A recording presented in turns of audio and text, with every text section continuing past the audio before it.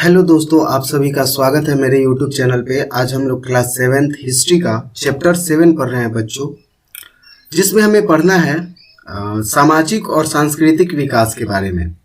इससे पहले बच्चों, इस चैप्टर का 2 वीडियो ऑलरेडी अपलोडेड है। अगर आपने उस वीडियो को नहीं देखा है तो प्लीज़ यूट्यूब के प्लेलिस्ट में चले जाइए। वहाँ पे आपको क्लास 7th हिस्ट्री का प्लेलिस्ट मिलेगा, जिसमें आप लोग देखिएगा कि हिस्ट्री के जितने भी वीडियोज हैं क्लास 7th के, वो सारे के सारे वीडियोज आपको वहाँ पे मिल जाएंगे।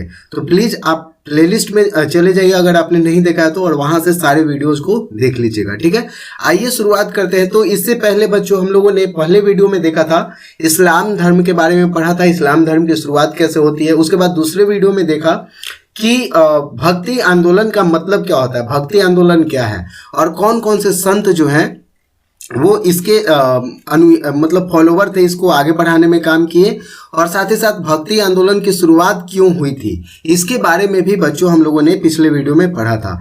और उसी क्रम में हम लोगों ने पढ़ा था कि जो आदि शंकराचार्य जी थे उनके बारे में पढ़ा था कि उन्होंने जो है वो भगवान को मतलब सत्य माना था, ब्रह्मा को सत्य माना था, बाकी संसार को झूठा बताया था कि संसार जो है क्या झूठ है, माया है, और ईश्वर ही क्या है, सत्य है। उन्हीं में से उनकी बातों को आगे बढ़ाते हुए, उनके दर्शन को आगे बढ़ाते हुए एक और संत जो है वो उभर करके सामने आते हैं, और जिनका नाम है रामानुज। तो ये जो रामानुज जी जो थे, वो शंकराचार्य के दर्शन के बारे में कुछ विशेषताओं को जोड़ते हुए रामानुज ने ईश्वर को ईश्वर यानी कि परमात्मा को दया एवं अनुकंपा का स्रोत माना है। यानी कि रामानुज जी ने क्या बोला, इन्होंने बोला कि जो ईश्वर है यानी कि जो कि परमात्मा है, परमात्मा को ही क्या बोलते हैं, ईश्वर बोलते हैं, तो ईश्वर को दया एवं अनुकंपा का स्रोत माना। इन्होंने समाज के दलित वर्ग को भी ईश्वरीय आराधना के द्वारा भक्ति का संदेश दिया। इन्होंने मोक्ष प्राप्त करने का उपाय विष्णु के प्रति अनन्य भक्ति में देखा। यानी कि ये किसके फॉलोवर थे, तो विष्णु के, यानी कि विष्णु के फॉलोवर थे ये।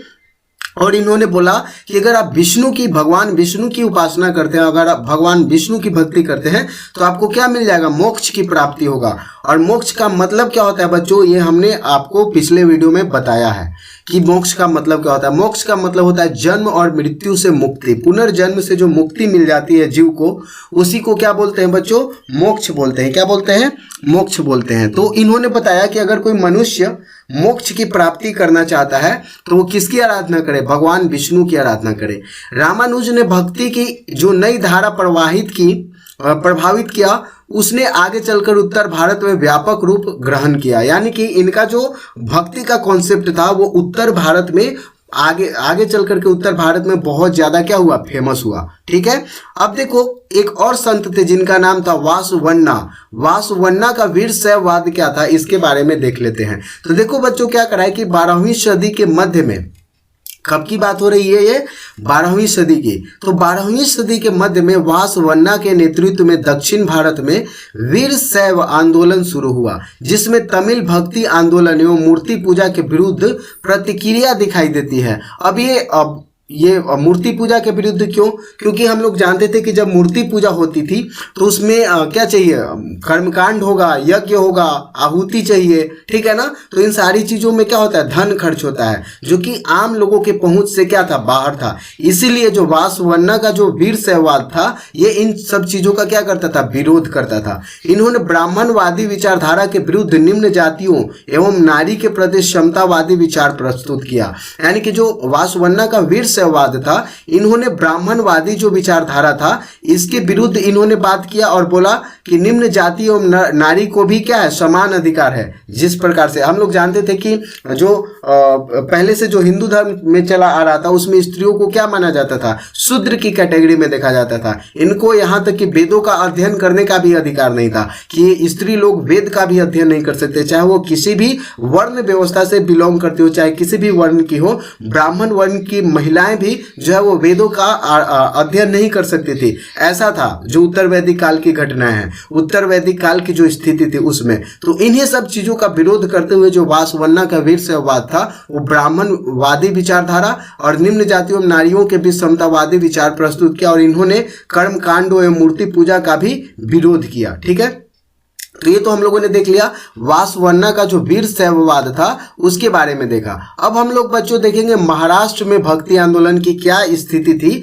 उसके बारे में देखते हैं। तो देखो क्या करा है कि रामानुज के विचारों से प्रभावित रामानुज जो संत रामानुज थे उनके विचारों का प्रभाव दक्षिण भारत से महाराष्ट्र तक फैला और महाराष्ट्र की वैष्णव भक्ति की धारा 13वीं सदी के नामदेव से 17वीं सदी के तुकाराम तक भक्तों की एक प्रसिद्ध परंपरा देखने को मिलती है। इन्होंने ईश्वर के प्रति श्रद्धा, भक्ति तथा प्रेम के सिद्धांत को लोकप्रिय बनाया और इन संतों ने धार्मिक आडंबर, मूर्ति पूजा, तीर्थ उपासना एवं कर्मकांडों का खंडन यानी कि विरोध करते हुए इन्होंने उच्च नीच के भेदभाव का भी विरोध किया। यानी कि ये जो संत होते थे, जो भक्ति वाले जो संत होते थे, ये लोग मतलब ज़्यादातर जो है वो निम्न वर्ग के जो लोग थे, जो जिनके पहुंच से जो धार्मिक जो कर्मकांड है, जो धार्मिक कार्य है, जो उनके पहुंच से बाहर हो चुका था खर्चीला होने के कारण, उन्हीं लोगों को प्रभावित करने के लिए, उन लोगों को जागरूक करने के लिए ये जो संत थे ये काम किया करते थे। ठीक है,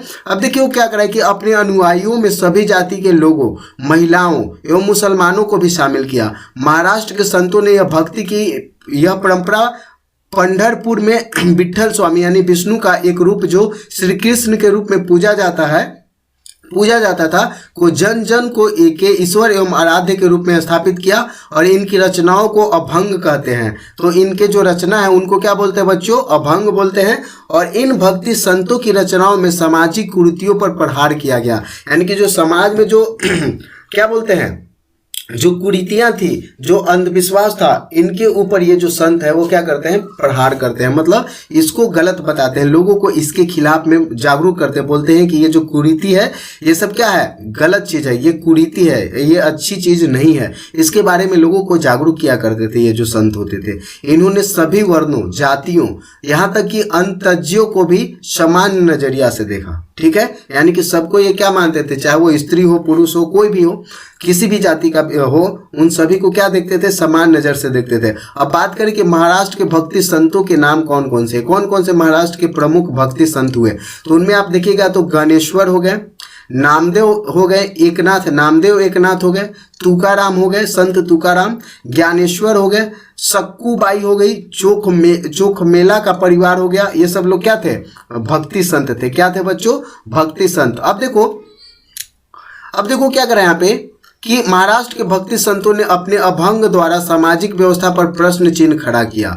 अब देखो उन्हीं में से एक थे संत तुकाराम का अभंग, जो कि मराठी भक्ति गीत है। इसमें इन्होंने क्या लिखा है कि जो दिन दुखी हो, पीड़ितों को अपना समझता है। तुकाराम जी ने क्या लिखा कि जो दिन दुखिया करने का मतलब क्या हुआ? जो गरीब लोग हैं, जिनके पहुंच से सारी सुख सुविधाएं दूर हैं, और जो पीड़ित लोग हैं उनको जो अपना समझता है, जो भी व्यक्ति अपना समझता है वही संत है। यानी कि ये बताने का प्रयास करते हैं कि संत हम किसे कहेंगे। संत तुकाराम जी जो हैं वो बताते हैं कि संत किसे कहा जाना चाहिए? जो दिन दुखी हो, जो पीड़ित है, जो दुखी है, उसके कष्टों को जो समझता है वही क्या है? संत है।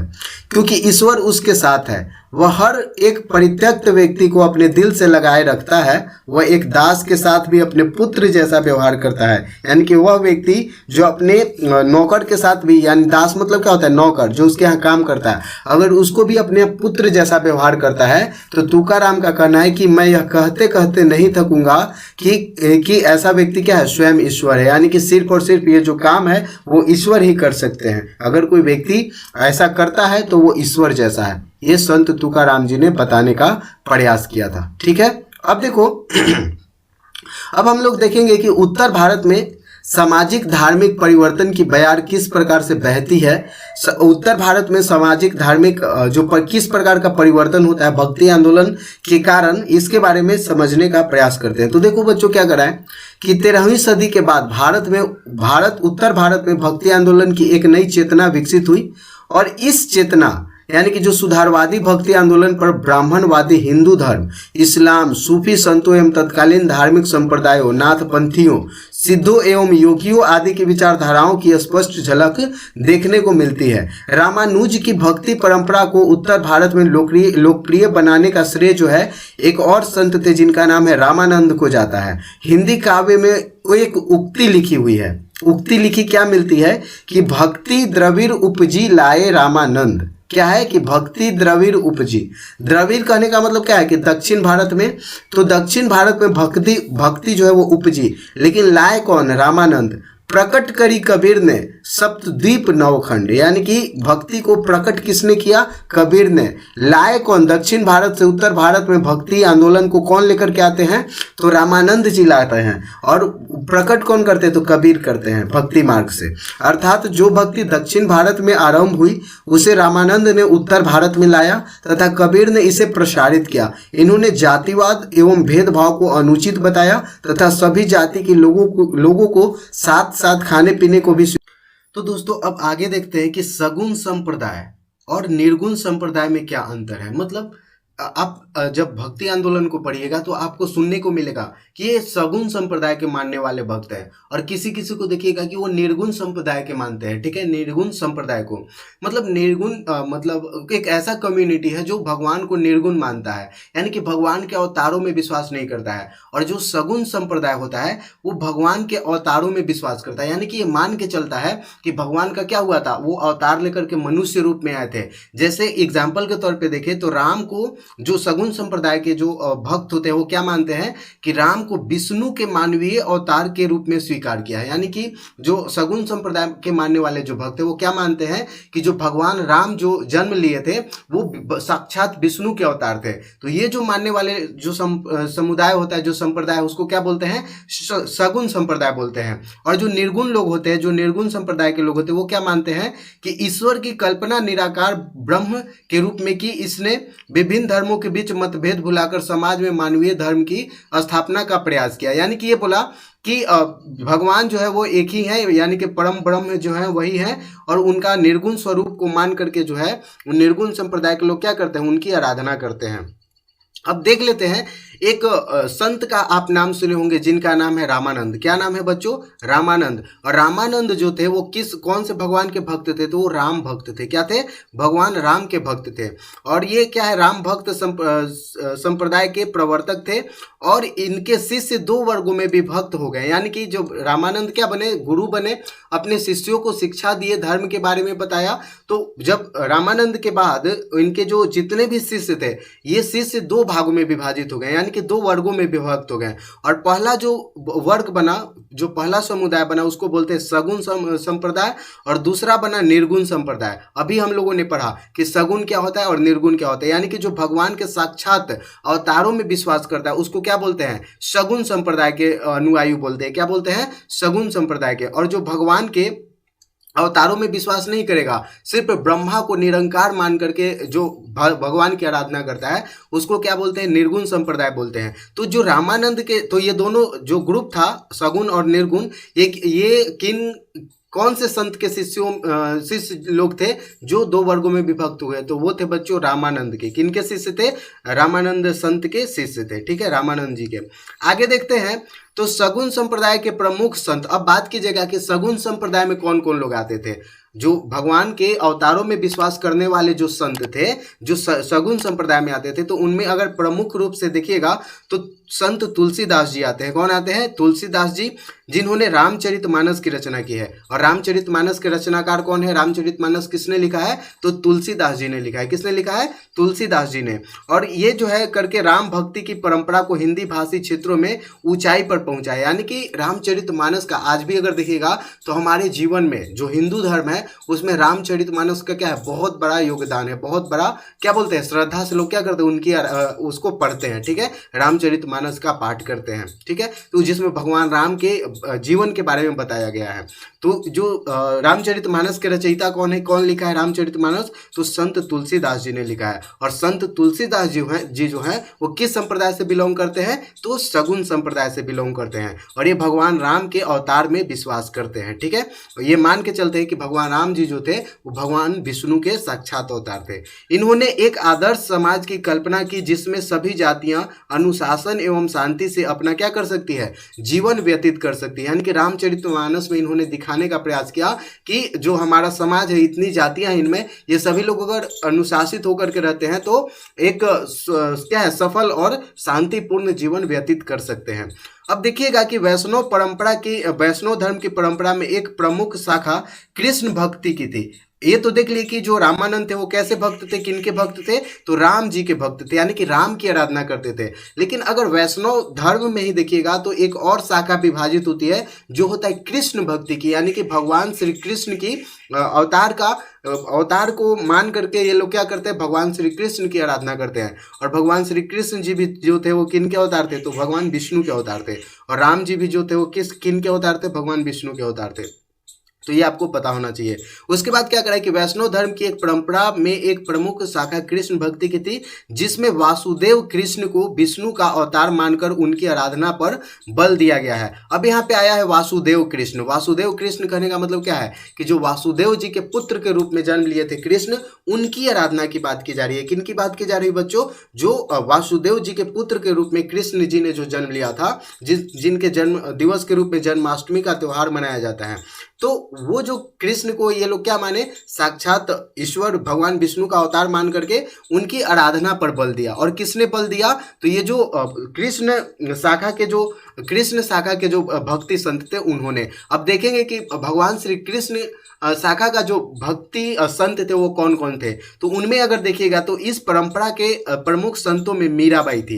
कौन थी, मीराबाई, चैतन्य महाप्रभु, वल्लभाचार्य, सूरदास एवं रसखान आदि का नाम शामिल है। यानी कि अगर बोला जाए कि ये जो मीराबाई हो गई, चैतन्य महाप्रभु हो गए, वल्लभाचार्य जी हो गए, सूरदास हो गए, रसखान हो गए, अगर एग्जाम में क्वेश्चन पूछ दे कि ये सभी जो संत थे वो कौन से भक्ति कल्ट से जुड़े हुए थे, भक्ति पंथ से जुड़े हुए थे, तो ये किन में आएंगे, भगवान श्री कृष्ण का जो शाखा था, भक्ति शाखा था, उनके संत थे। मीराबाई, चैतन्य महाप्रभु, वल्लभाचार्य, सूरदास, रसखान, ये लोग थे। ठीक है, अब बात कीजिएगा कि मीराबाई का संबंध। अब देखिए मीराबाई जो थी एक राजकुमारी थी, राजघराने से बिलोंग करती थी मीराबाई। ठीक है, अब देखो क्या हुआ कि आप लोग ये गाना भी सुने होंगे कि ऐसी लागी लगन मीरा हो गई मगन, वो तो गली गली हरि गुण गाने लगी। तो यही जो है कि मीराबाई जो थी वो क्या थी, भक्ति संत थी। ठीक है, भक्ति मूवमेंट क्या, और ये किसके प्रति इनका भक्ति था, तो श्री कृष्ण के प्रति भक्ति था।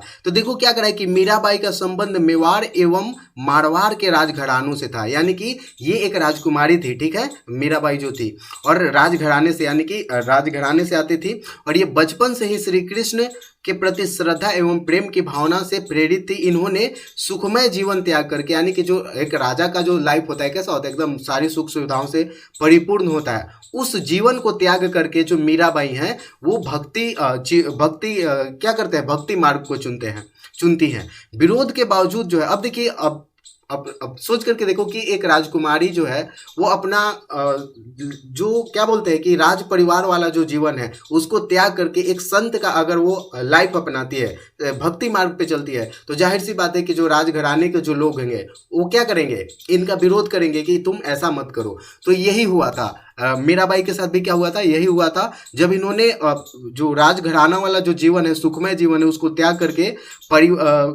करके भक्ति मार्ग को अपनाया, तो परिवार के विरोध का सामना करना पड़ा। इसके बावजूद भी उन्होंने साधु संतों की संगति अपनाई एवं दलित वर्ग के रैदास की शिष्या बनी। और क्या है कि जो रैदास थे वो क्या थे, एक दलित समुदाय से आते थे, और वो भी क्या थे, जो संत रविदास थे वो भी भगवान श्री कृष्ण के बहुत बड़े भक्त थे।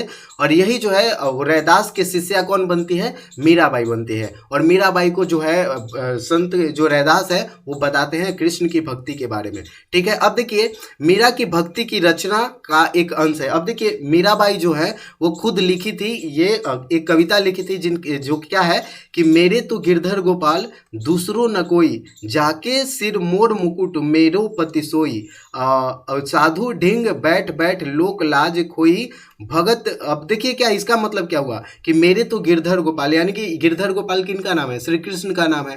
तो यही बता रही है मीराबाई लिखी है श्री कृष्ण की भक्ति में कि मेरे तो गिरधर गोपाल दूसरो न कोई। इसका मतलब क्या हुआ कि मेरे कौन है, गिरधर गोपाल है और दूसरा कोई नहीं है। ठीक है, अब बता रही है कि जाके सिर मोर मुकुट, यानी कि मोर का जो मुकुट है वो किनके सिर पे होता है, भगवान श्री कृष्ण के।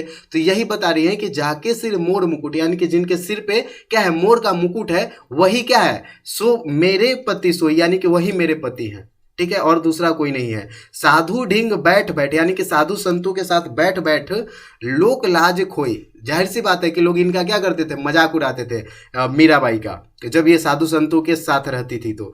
भगत देखी राजी भई जगत देखी खोई, ये इनका क्या है, एक कविता है, कविता का अंश यहाँ पे दिया हुआ है जो मीराबाई ने खुद लिखा था। अब आगे देखते हैं और भी संतों के बारे में पढ़ते हैं। ये तो हमने मीराबाई के बारे में पढ़ लिया। अब देखिए एक संत थे जिनका नाम था चैतन्य महाप्रभु। क्या नाम था बच्चों, चैतन्य महाप्रभु। और चैतन्य महाप्रभु जो हैं वो भी एक भक्ति संत थे और वो भी कृष्ण के भक्त थे। अब ये कहाँ से बिलोंग करते थे, तो ये बिलोंग करते थे बंगाल से। कहाँ से बिलोंग करते थे बच्चों, यानी कि कहाँ के रहने वाले थे, तो बंगाल के रहने वाले थे। कौन रहने वाले थे, चैतन्य महाप्रभु। और अगर पूछे कि चैतन्य महाप्रभु जो है वो कौन से भगवान की आराधना करते थे, तो श्री कृष्ण का आराधना करते थे। ठीक है, अब देखो क्या करें कि चैतन्य महाप्रभु ने शैशवावस्था में ही संन्यास ग्रहण कर वैष्णव धर्म का सरल और नैतिक रूप प्रस्तुत किया। अब देखिए शैशवावस्था कहने का मतलब क्या हुआ, यहाँ पे एक वर्ड आया है शैशवावस्था। शैशवावस्था कहने का मतलब क्या है कि शिशु अवस्था में, यानी कि एकदम छोटे से उम्र में ही ये क्या कर लेते हैं, संन्यास ग्रहण कर लेते हैं, यानी कि अपना घर को क्या कर देते हैं, त्याग देते हैं और संन्यास का ग्रहण करते हैं और वैष्णव धर्म का सरल और नैतिक रूप प्रस्तुत करते हैं। इन्होंने भजन कीर्तन, आत्मा की शुद्धता और ईश्वर के प्रति प्रेम को महत्व दिया। हम लोग देखे थे ना कि जब हिस्ट्री हम लोग पढ़ते हैं तो क्या देखते हैं कि आने वाले टाइम पीरियड में हिंदू धर्म में क्या हो जाता है, मतलब एक तरीके से देखें तो अंधविश्वास बढ़ जाता है, कर्मकांड बढ़ जाते हैं, धर्म का कार्य काज जो है वो करना क्या हो जाता है, बहुत ही खर्चीला हो जाता है, आम लोगों के वश से क्या हो जाता है, ये बाहर हो जाता है। तो इन सारी चीज़ों के बारे में हिंदू धर्म में क्या बोलते हैं, हिंदू धर्म में एक तरीके से सारी बुराइयों को दूर करने के लिए और लोगों को हिंदू धर्म में आगे मतलब उनका रुचि बढ़े, ठीक है, और हिंदू धर्म क्या हो, मजबूत हो और भगवान के प्रति लोगों की भक्ति बढ़े, धर्म में आस्था बढ़े। इस चीज के लिए क्या किया इन लोगों ने, वैष्णव धर्म को एक सरल रूप में प्रस्तुत किया। बोला कि इतना बड़ा जो कर्मकांड है, इतने जो अंधविश्वास है, ये ना अपना करके, कोई बड़ा यज्ञ ना करके, बहुत पैसा खर्च ना करके, कोई साधारण अगर भगवान की भक्ति भी करता है, उनका नाम लेता है, भजन कीर्तन करता है, तो क्या हो सकता है, उसको भी, उनको भी ईश्वर की प्राप्ति हो सकती है, वो भी मोक्ष को प्राप्त कर सकते हैं। तो ये सारी जो चीजें हैं वो अलग अलग तरीके से जो भक्ति संत थे वो उस समय का हमारा जो समाज था उसमें अलग अलग चीजों को, मतलब भक्ति के बारे में, धर्म के बारे में लोगों को जागरूक करने का प्रयास किया। धर्म से जो लोगों का मोह भंग हो रहा था इतने खर्चीले यज्ञ और अनुष्ठान को देख करके, तो उन सब चीजों से लोगों को जोड़ने के लिए कि धर्म में लोगों की भक्ति बढ़े, इसलिए क्या है, भक्ति मार्ग की शुरुआत की गई। और ऐसे बहुत सारे संत हैं, तो उन्हीं में से एक कौन थे, चैतन्य महाप्रभु थे। और चैतन्य महाप्रभु कहाँ के थे, वेस्ट बंगाल के थे, यानी कि बंगाल के थे। ठीक है, उस समय तो पूरा जो बांग्लादेश और आज का वेस्ट बंगाल है हमारा भारत वाला, ये सब एक क्या था, एक ही था। अब देखो क्या करा है कि इनके अनुयायियों में हिंदू, मुसलमान, चांडाल, ब्राह्मण सभी को शामिल किया गया था, यानी कि चांडाल को भी शामिल किया गया था, ब्राह्मण को भी शामिल किया गया था।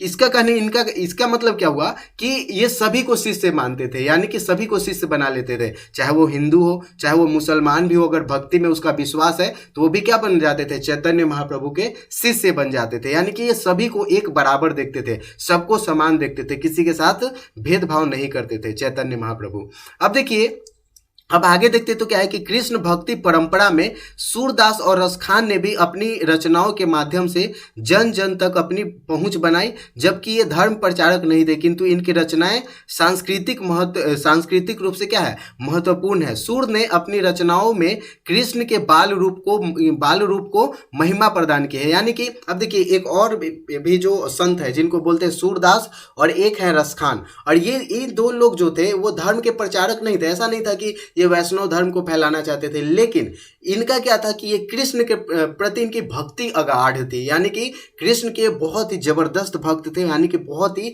दिल से चाहते थे कृष्ण, भगवान श्री कृष्ण को। और उन्हीं की आराधना में क्या किया है, इन्होंने बहुत सारी कविताओं का रचना किया है। और खास करके जो सूरदास जो थे वो क्या किए थे कि भगवान की जो बाल रूप होता है, यानी कि जो श्री कृष्ण का जो बाल रूप है, उनके ऊपर इन्होंने क्या किया है, कविताओं की रचना की है। रामानंद के अनुयायियों का दूसरा वर्ग उदारवादी अथवा निर्गुण संप्रदाय कहलाता था, और इन संतों ने ईश्वर की कल्पना निराकार रूप में की है। इन्होंने जाति पाति, ऊंच नीच, कर्म कांड एवं मूर्ति पूजा आदि का मुखर विरोध किया। अब देखिए जो सगुन लोग होंगे, यानी कि जो सगुन संप्रदाय के लोग होंगे, वो तो भगवान के अवतार को साक्षात मान रहे हैं कि ये भगवान विष्णु के अवतार है, चाहे वो राम जी हो चाहे वो श्री कृष्ण जी हो। इन दोनों को क्या माना गया है कि भगवान श्री विष्णु का क्या है, ये लोग अवतार थे।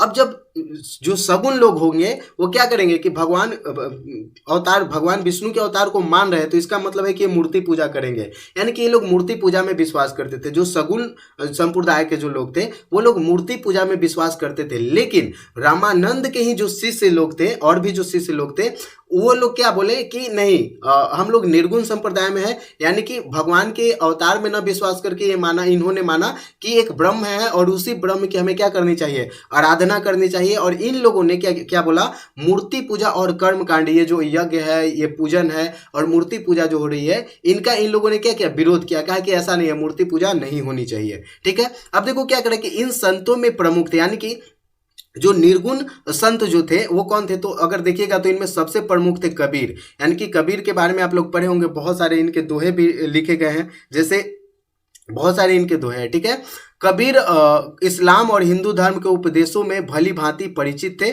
जो कबीर है वो इस्लाम और हिंदू धर्म के उपदेशों से भली भांति परिचित थे। कबीर के विचारों की जानकारी साखी एवं शब्द में मिलती है। यानी कि जो कबीर जी जो थे, जो जिन्होंने अपने क्या बोलते हैं, अपने जो विचार है, अपने जो ज्ञान है, उसको कहाँ पे लिखा है, तो वो लिखा हुआ है साखी और शब्द में। कहाँ पे लिखा हुआ है बच्चों, साखी और शब्द में। यानी कि ये दो बुक है जिसमें कबीर जी जो थे अपनी जो शिक्षा है उसको बोलते गए और इसको लिखा गया है। ठीक है, किस में लिखा गया है, साखी और शब्द में मिलता है। ठीक है, अब आगे देखते हैं। इनके कुछ भजन गुरु ग्रंथ साहिब और पंचवाणी में संकलित है। यानी कि जो संत कबीर जी जो थे, इनकी जो वाणी है, कबीर वाणी जिसको बोला जाता है, ठीक है ना, तो कबीर वाणी जो है वो और भी कहाँ पे आपको देखने को मिलता है, तो जो गुरु ग्रंथ साहिब है। गुरु ग्रंथ साहिब क्या है, तो जो सिख लोग हैं, जो सिख धर्म के मानने वाले लोग हैं, उनका जो क्या है ग्रंथ है, धर्म ग्रंथ है, जिसको क्या बोलते हैं, गुरु ग्रंथ साहिब बोलते हैं। उसमें भी कबीर जी का जो वाणी है उसको क्या किया गया, ऐड किया गया है, उसी में जोड़ा गया है। ठीक है, तो गुरु ग्रंथ साहिब में भी आपको कबीर जी का भजन और वाणी मिल जाएगा आपको, और पंचवाणी में ये संकलित है। गुरु ग्रंथ साहब का संकलन गुरु अर्जुन देव ने किया था। तो आपसे अगर कोई पूछ दे, अब आपसे कोई पूछे कि सिख धर्म में गुरुओं की संख्या कितनी है, देखो सिख धर्म जो था वो उसकी शुरुआत किसने किया था, तो गुरु नानक देव जी ने किया था। किसने किया था बच्चों, गुरु नानक देव जी ने किया था, जिनके बारे में हम लोग आगे पढ़ेंगे। ठीक है, गुरु नानक देव जी के बारे में पढ़ेंगे। उनके बाद और भी गुरु होते गए, उनके बाद ऐसे करते करते 10 गुरु हुए, और अंतिम गुरु जो थे वो कौन थे, श्री गुरु गोविंद सिंह जी जो थे। और वो कहाँ के थे, उनका जन्म कहाँ पे हुआ था, गुरु गोविंद सिंह जी का, तो वो पटना में ही जन्म हुआ था। ठीक है, और ये अंतिम गुरु थे, 10वें गुरु थे सिख धर्म के। और तो ये इन्होंने क्या है कि ऐसे जो गुरु थे उन्हीं में से एक गुरु थे जिनका नाम था अर्जुन देव, और अर्जुन देव ने ही क्या किया था, गुरु ग्रंथ साहिब की रचना की थी। तो ये आपको याद रखना है, अगर एग्जाम में पूछा जाए कि गुरु ग्रंथ साहिब के रचनाकार कौन थे, तो अर्जुन देव जी थे। कौन थे, अर्जुन देव। अब देखो कबीर के उपदेशों में, अगर कबीर के उपदेशों में देखिएगा तो ये उपदेशों में ब्राह्मणवादी हिंदू धर्म और इस्लाम दोनों के आडंबरपूर्ण पूजा के सभी रूपों पर कुठाराघात किया है। यानी कि हम लोग देखते हैं ना कि कबीर जी का ऐसा बोलने का मतलब क्या था, जैसे अगर देखिएगा तो इन्होंने क्या किया, ब्राह्मणवादी जो हिंदू धर्म था और साथ ही साथ जो इस्लाम में भी जो आडंबरपूर्ण था, दिखावटी जो था, खर्चीला जो था, अंधविश्वास से युक्त था, उन सारी चीज़ों को इन्होंने क्या किया, विरोध किया है। ठीक है, उस पर कुठाराघात किया। इनके द्वारा रचित पदों की भाषा बोलचाल की हिंदी थी। कभी कभी इन्होंने रहस्यमय भाषा का भी प्रयोग किया, जिससे समझना क्या है, आसान नहीं था। अब देखिएगा कि कबीर के कुछ क्रांतिकारी दोहे हैं। ठीक है, जिसके माध्यम से ये पता चलता है कि कबीर जी जो हैं उस समय का जो सामाजिक स्थिति था उसके ऊपर इन्होंने क्या किया, अटैक करने का प्रयास किया। अटैक करने का मतलब क्या है कि एक तरीके से कुठाराघात की बताने का प्रयास किया है कि समाज में क्या ये एक तरीके से क्या बोल सकते हैं कि विसंगति है, ऐसा नहीं होना चाहिए। जो ये सारी चीज़ों को देख रहे थे, जैसे मूर्ति पूजा के बारे में हो रहा था, क्या था, कर्मकांड बढ़ गया था, यज्ञ खर्चीला हो गया था, लोगों की पहुंच से दूर हो गया था धर्म। तो इन सारी चीज़ों के ऊपर अगर देखिएगा उनके कुछ दोहे हैं, यहाँ पे 4 दोहे दिए गए हैं। ठीक है, अगर पारी पारी से देखते तो पहला अगर देखिएगा कबीर जी का जो दोहा है कि पाहन पूजे हरि मिले तो मैं पूजू पहाड़, ताते ये चक्की भली पीसी खाए संसार। अब देखिए इन्होंने मूर्ति पूजा के ऊपर, जो कबीर जी जो हैं वो मूर्ति पूजा के ऊपर कैसे कुठाराघात करते हैं, मतलब मूर्ति पूजा को कैसे क्रिटिसाइज करते हैं, उसकी निंदा करते हैं। और उसके ऊपर इन्होंने क्या लिखा, एक दोहा लिखा। क्या लिखा कि पाहन पूजे हरि मिले तो मैं पूजू पहाड़। अगर कोई पत्थर पूजने से हरि मिल जाते हैं, हम लोग देखते हैं ना कि जो मूर्ति होता है वो किस पत्थरों का होता है, तो ये बताने का प्रयास करते हैं कबीर जी अपने तरीके से। हालांकि हर किसी का जो मत है वो अलग अलग हो सकता है, ठीक है, तो ये नहीं सोचना है। आप अगर आपकी आस्था है तो आप कर सकते हैं, कोई नहीं रोक सकता है। तो कबीर जी का जो आस्था था, मतलब जो विश्वास था, उसके ऊपर इन्होंने लिखा कि पाहन पूजे हरि मिले। अगर पत्थर पूजने से हरि मिलते हैं तो मैं किसको पूजूं, पहाड़ को पूजूं,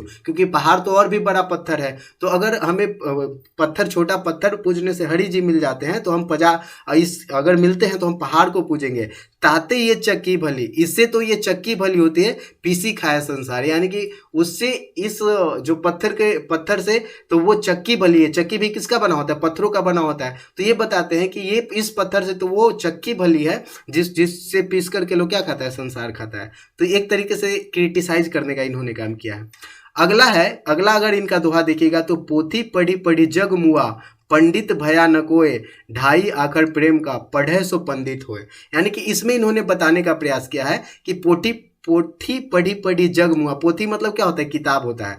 तो किताब, पोथी पढ़ी पढ़ी जग मुआ, यानी कि जो संसार है वो आता गया, किताब पढ़ते गया, फिर भी पंडित नहीं हो पाया। लेकिन अगर ढाई अक्षर प्रेम का, यानी कि अगर ईश्वर से आपकी भक्ति हो जाती है तो उससे बड़ा पंडित कोई नहीं हो सकता है। ये कहने का इनका मतलब था, ठीक है। अगर तीसरा देखिएगा तो क्या करा है, अगर कबीर जी का ही अगर तीसरा दोहा देखते हैं तो इसमें क्या लिखा है कि गुरु गोविंद दोऊ खरे, काके लागू पाए, बलिहारी गुरु आपनो, जिन गोविंद दियो बताए। अब देखिए जो कबीर जी जो है वो क्या बोलते हैं कि गुरु गोविंद दो खरे, यानी कि अगर गोविंद यहाँ पे किन के लिए यूज किया गया है, गोविंद यूज किया गया है श्री कृष्ण के लिए। किन के लिए यूज किया गया है, ईश्वर भगवान के लिए यूज किया गया है, कृष्ण के लिए। कृष्ण को गोविंद भी बोलते हैं।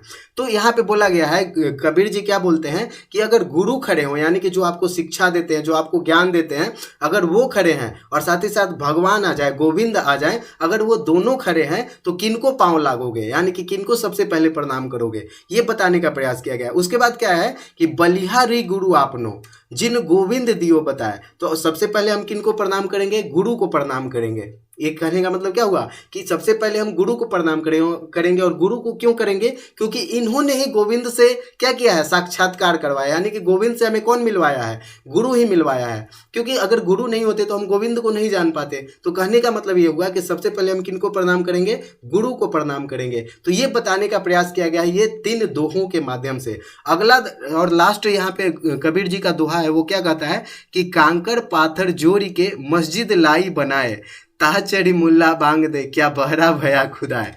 अब देखिए यहाँ पे हिंदू के लिए तो आपने देखा, हिंदू धर्म पे इन्होंने कैसे मतलब कटाक्ष किया है कि पाहन पूजे हरि मिले तो मैं पूजू पहाड़, ताते ये चक्की भली, पीसी खाए संसार। तो ये मतलब हिंदू धर्म पे इन्होंने कटाक्ष किया। अब देखिए मुस्लिम यानी कि इस्लाम धर्म पे भी इन्होंने क्या बोला है कि कांकर पाथर जोड़ी के मस्जिद लई बनाए, यानी कि कंकर पत्थर को जोड़ करके क्या बना लिया, मस्जिद बना लिया है, ठीक है। ये जो हम लोग देखते हैं ना कि जो मुसलमान होते हैं, जो इस्लाम धर्म के फॉलोअर होते हैं, उनका जो वर्शिप प्लेस है जो है वो काम कौन होता है, मस्जिद होता है। तो इसके ऊपर इन्होंने क्या लिखा है कि कांकर पाथर जोड़ी के मस्जिद लई बनाए, ता चढ़ी मुल्ला बांग दे। बांग मतलब क्या होता है, बोलना। देखते हैं ना कि माइक लगा करके अल्लाह अकबर करते हैं, मतलब जोर से। तो इसी के ऊपर इन्होंने कटाक्ष किया है, बोला है कि ता चढ़ी मुल्ला बांग दे, यानी कि मस्जिद के ऊपर चढ़ के जो मुल्ला है, मतलब जो मुसलमान है, वो बांग देता है। बांग देना मतलब जोर से बोलता है। क्या बहरा भया खुदा है, क्या खुदा बहरा हो गए जो इतना जोर से बोलते हो, ये कहने का मतलब हुआ कबीर जी का। तो देखा कि आपने हिंदू धर्म के ऊपर भी और साथ ही साथ इस्लाम धर्म के ऊपर भी जो रूढ़िवादी विचार था, इसके ऊपर इन्होंने क्या किया है, कटाक्ष किया है। तो आप चीज़ों को समझ पाइएगा, ठीक है। अब देखिए कबीर जी जो थे वो किनके शिष्य थे, तो कबीर जी जो थे वो किनके शिष्य थे, रामानंद जी के शिष्य थे। कैसे, किनके शिष्य थे बच्चों, रामानंद के शिष्य थे, तथा राम नाम के जप में विश्वास करते थे। और कबीर जी जो हैं वो किनके नाम में विश्वास करते थे, राम नाम के जप में विश्वास करते थे। परंतु इनके राम अयोध्या के राजा दशरथ के पुत्र नहीं थे। अब देखिए ये जो राम का नाम तो लेते थे कबीर जी, लेकिन ये बोलते थे कि अब मेरा वो राम नहीं है जो जिनका जन्म कहाँ पे हुआ था, अयोध्या वाले जो दशरथ जी के राम हैं वो नहीं है, मेरे राम दूसरे हैं। ठीक है, ये बताने का प्रयास किया, यानी कि परम ब्रह्म को, यानी कि ये किसके थे, क्योंकि ये निर्गुण संत थे तो ये अवतारों को नहीं मानेंगे। और राम जी का क्या हुआ था, जो अयोध्या वाले दशरथ जी के जो राम थे उनका क्या हुआ था, अवतार हुआ था, तो ये अवतारों में विश्वास नहीं करते थे, इसलिए ये बोले कि हम राम तो बोलेंगे लेकिन मेरे ब्रह्मा हैं। ठीक है, मेरे ब्रह्मा हैं, उनको हम राम बोलते हैं, ये है। ठीक है, इन्होंने अपने राम को इस रूप में बताया है। ठीक है, अगर यहाँ पे देखिएगा तो कबीर जी जो है वो अपने राम को इस रूप में बताया, क्या बताया है कि दशरथ के गृह ब्रह्म न जन्मे, ईछल माया किन्हा यानी कि दशरथ के गृह में, दशरथ के घर में ब्रह्म नहीं जन्मे हैं, ई छल माया किन्हा, यानी कि ये क्या है, एक छल है, एक माया है, ऐसा बताने का इन्होंने प्रयास किया है। ये दशरथ पुत्र राम को विष्णु का अवतार भी नहीं मानते थे, यानी कि जो कबीर जी जो थे वो दशरथ के जी के जो पुत्र हैं राम, उनको ये नहीं मानते थे। ठीक है, इनको अवतार, विष्णु के अवतार भी नहीं मानते थे। इन्होंने क्या बोला है कि चारी भुजा के भजन में भूल पड़ा संसार, कबीरा सुमिरे ते ताही को ताकी भुजा अपार, यानी कि इन्होंने क्या बोला है कि चारी भुजा के भजन में भूल पड़ा संसार, कबीरा सुमिरे ताही को जाकी भुजा अपार, यानी कि पूरा संसार जो है वो चार भुजा वाले के भजन में लगा हुआ है, लेकिन कबीरा उसको सुमिरन करता है, यानी कि उसको याद करता है जिसकी भुजा क्या है, अपार है, अनंत है, उसके बारे में इन्होंने बोला है। ठीक है, तो हम आज के लिए इतना ही रखते हैं बच्चों। नेक्स्ट वीडियो में पढ़ेंगे गुरु नानक देव जी के बारे में। तो ये वीडियो कैसा लगा कमेंट बॉक्स में कमेंट करके ज़रूर बताइएगा। और अगर आप मेरे चैनल पे न्यू हैं, अभी तक चैनल को सब्सक्राइब नहीं किया है, तो प्लीज़ चैनल को सब्सक्राइब कर लीजिए, वीडियो को लाइक कर दीजिए और अपने फ्रेंड्स के साथ शेयर जरूर कीजिएगा। ठीक है, तो मिलते हैं नेक्स्ट वीडियो में, तब तक के लिए धन्यवाद, टेक केयर।